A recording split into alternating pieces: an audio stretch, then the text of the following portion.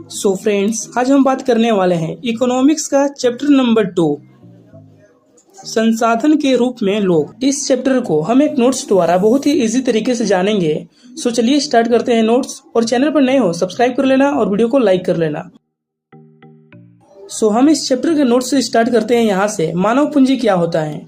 मानव पूंजी कौशल्य और उनमें निहित उत्पाद के ज्ञान का स्टॉक है, अर्थात भौतिक पूंजी पर लगने वाला श्रम को मानव पूंजी कहते हैं। मतलब कि भौतिक पूंजी पर लगने वाला श्रम को हम मानव पूंजी कहते हैं। सो हमने बात कर लिया मानव पूंजी के बारे में, और अगला टॉपिक है हमारा जिसके बारे में बात करने वाले हैं मानव पूंजी निर्माण। मतलब कि मानव पूंजी का निर्माण कैसे होता है। सो मानव संसाधनों का अधिक शिक्षा, कौशल्य तथा स्वास्थ्य द्वारा विकसित किया जाना। मतलब जब मानव संसाधन को अधिक शिक्षा, कौशल्य और स्वास्थ्य द्वारा विकसित किया जाता है तो उसे मानव पूंजी निर्माण कहते हैं। सो बढ़ते हैं हम फिर अपने अगले टॉपिक की ओर, जो कि है हमारा मानव संसाधन। मानव संसाधन क्या होता है। यह अन्य संसाधनों जैसे भूमि, पूंजी इत्यादि से श्रेष्ठ है, क्योंकि यह संसाधन स्वयं अपना उपयोग नहीं कर सकते। यह उत्पादन का एक सजीव, क्रियाशील और संवेदनशील कारक है। मतलब कि मानव संसाधन जो है अन्य संसाधनों से अलग होता है, क्योंकि यह संसाधन स्वयं अपना उपयोग नहीं कर सकता है, जिसे हम बोलते हैं मानव संसाधन। और अगला टॉपिक जिसके बारे में बात करने वाले हैं वो है हमारा शिक्षा का महत्व। मतलब जो शिक्षा है उसका महत्व क्या है, ज्ञान का महत्व क्या होता है। शिक्षा श्रम की गुणवत्ता को बढ़ाती है, परिणाम स्वरूप उत्पादक में हुई वृद्धि देश की समृद्धि में योगदान देती है। मतलब कि शिक्षा की वजह से श्रम की गुणवत्ता बढ़ती है, उसके वजह से जो उत्पादन होता है वो हमारा बहुत मात्रा में होता है, जिसकी वजह से देश जो समृद्ध होता है, मतलब कि ताकतवर होता है। और इन सब का कारण है शिक्षा, इसलिए शिक्षा जो है महत्वपूर्ण है। और अगला टॉपिक जो है हमारा अर्थव्यवस्था विभिन्न क्रियाकलापों को 3 प्रमुख क्षेत्रों में बांटता है।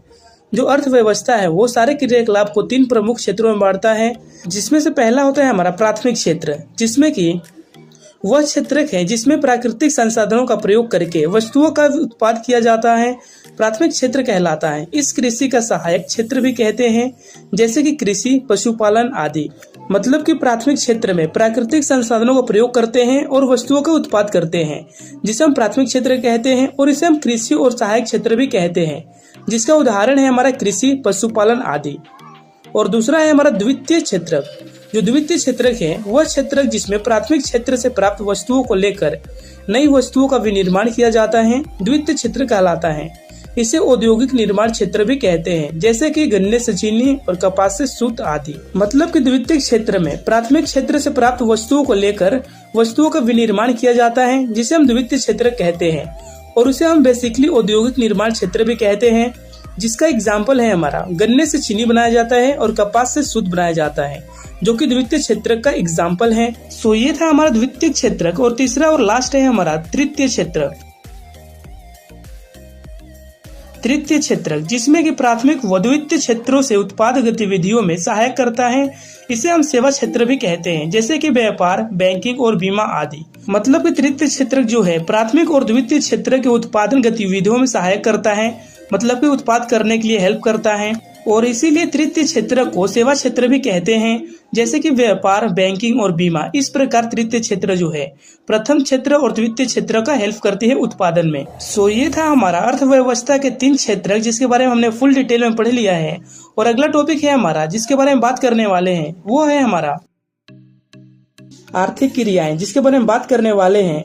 दरअसल आर्थिक क्रियाएं का मतलब होता है वो सभी क्रियाएं जो राष्ट्रीय आय में मूल्यवर्धन करती हैं, आर्थिक क्रियाएं कहलाती हैं। मतलब कि वो सभी क्रियाएं जो राष्ट्रीय आय मतलब कि टैक्स में मूल्यवर्धन करती हैं, उन्हें हम आर्थिक क्रियाएं कहते हैं। लेकिन आर्थिक क्रियाएं भी 2 प्रकार की होती हैं, जिसके बारे में बात करने वाले हैं। उसमें से पहला है हमारा बाजार क्रियाएं। वेतन का लाभ के उद्देश्य से की गई क्रियाओं के लिए परिश्रमकों को भुगतान किया जाता है। इसमें सरकारी सेवा सहित वस्तुओं एवं सेवाओं का उत्पादन शामिल है। मतलब कि अगर कोई काम वेतन के लाभ के उद्देश्य से किया जा रहा है तो उसके लिए परिश्रमकों को जो है भुगतान किया जाता है, मतलब कि पैसे दिए जाते हैं। अब चाहे वो सरकारी काम करने वाले हों या प्राइवेट काम करने वाले हों, जिसे हम बाजार क्रियाएं कहते हैं। और दूसरा है हमारा गैर बाजार क्रियाएं। गैर बाजार क्रियाएं क्या होती हैं।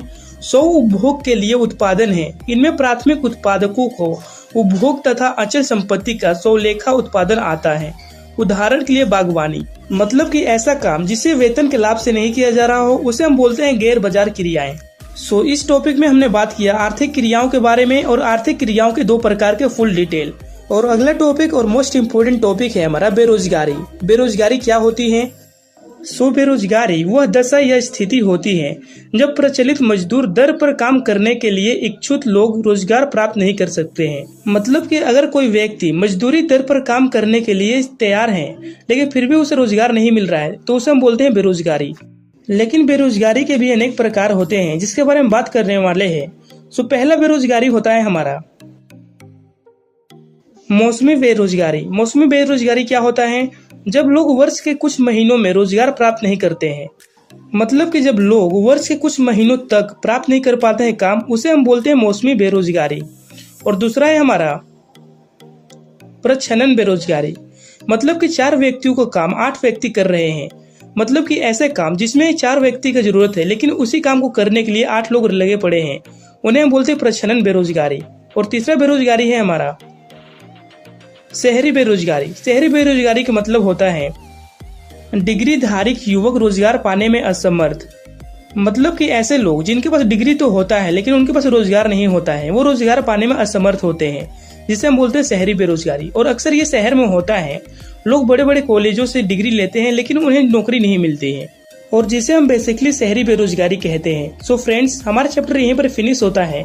अगर आपको वीडियो अच्छी लगी हो चैनल सब्सक्राइब कर लेना और वीडियो को लाइक कर लेना।